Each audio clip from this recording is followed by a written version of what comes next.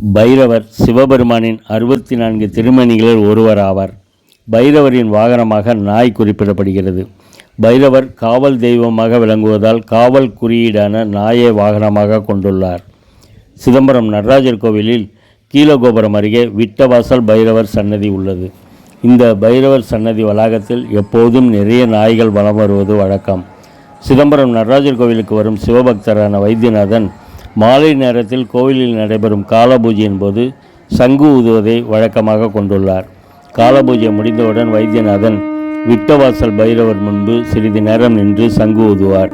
அப்போது அங்கு உள்ள நாய்கள் சங்கு ஓசைக்கேற்ப சத்தம் எழுப்புவது மிகவும் வினோதமாக உள்ளது. இதனை பார்க்கும் பக்தர்கள் பரவச நிலைக்கு செல்கின்றனர். பின்னர் வைத்தியநாதன் பைரவர் சன்னதியில் உள்ள நாய்களுக்கு பிஸ்கட் வழங்கி பின்னர் வீட்டிற்கு செல்கின்றார்.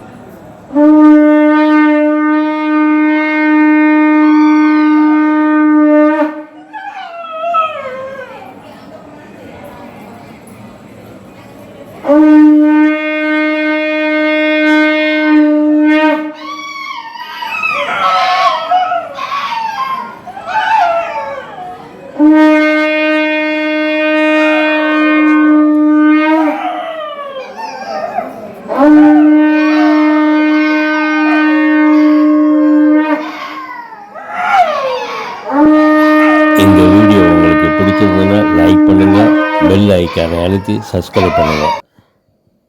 இந்த வீடியோ குறித்து முழுமையாக தகவல்களை தெரிந்து கொள்ள கீழே உள்ள டிஸ்கிரிப்ஷன் பாக்ஸில் கொடுக்கப்பட்டுள்ள tilleigeetham.com லிங்கை ப்ரெஸ் செய்து முழுமையாக தெரிந்து கொள்ளலாம்.